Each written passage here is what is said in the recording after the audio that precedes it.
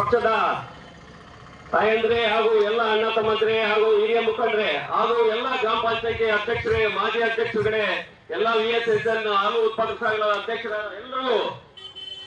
ಎಲ್ಲರಿಗೂ ಈ ಸಂದರ್ಭದಲ್ಲಿ ಸ್ವಾಗತ ಕೋರ್ತಾ ಮತ್ತೆ ಇವತ್ತು ಏನು ಅಭಿವೃದ್ಧಿ 93 ಕೋಟಿ ರೂಪಾಯಿಗಳ ಒಂದು ಕಾಮಗಾರಿಗಳ ಒಂದು ಶಂಕುಸ್ಥಾಪನೆ ಮತ್ತು ಅಭಿವೃದ್ಧಿಗಳ ಬಗ್ಗೆ ಇವತ್ತು ಸಭೆ ಸೇರಿದ್ದೇವೆ.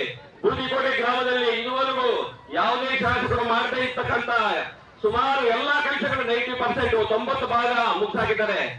ಹಾಸ್ಪಿಟಲ್ ಕಟ್ಟಡ ಆಗ್ಬೋದು, ಹಾಸ್ಟೆಲ್ ಕಟ್ಟಡ ಆಗ್ಬೋದು, ಸಿಸಿ ರಸ್ತೆಗಳಾಗ್ಬೋದು, ಕಾಲೇಜ್ ಕಟ್ಟಡಗಳಾಗ್ಬೋದು, ಹೈಸ್ಕೂಲ್ ಕಟ್ಟಡಗಳಾಗ್ಬೋದು, ಎಲ್ಲ ಕಾಮಗಾರಿಗಳನ್ನ ಮುಗಿಸ್ತಾ ಇವತ್ತು ಬೂದಿಕೋಟೆ ಹೋಬಳಿಯನ್ನ ಬಂಗಾರಪೇಟೆ ಈ ತಾಲೂಕು ರಾಜ್ಯದ ಮಟ್ಟದಲ್ಲಿ ತೋರಿಸ್ತಾ ಇದ್ದಾರೆ. ಮತ್ತೊಂದು 2013 ಚುನಾವಣೆ ಸಂದರ್ಭದಲ್ಲಿ ನಮ್ಮ ಬೂದಿಕೋಟೆಯ ರಸ್ತೆ ಅಗಲೀಕರಣ ಮಾಡೋ ಟೈಮಲ್ಲಿ ಇನ್ನೇನು 18 ಎಲೆಕ್ಷನ್ ಸ್ಟಾರ್ಟ್ ಆಗೋ ಸಂದರ್ಭದಲ್ಲಿ ಅವರು ಪ್ರಾರಂಭ ಮಾಡ್ತಾರೆ. ಆವಾಗ ಹೇಳ್ತಾ ಇದ್ರು ವಿರೋಧ ಪಕ್ಷದವರು, ಸುಮ್ಮನೆ ಇದು ಯಾಮಾರಿಸ್ತಾ ಇರೋದು ಅಪ್ರಚಾರ ಮಾಡಿ ಅದನ್ನ ದೊಡ್ಡದಾಗಿ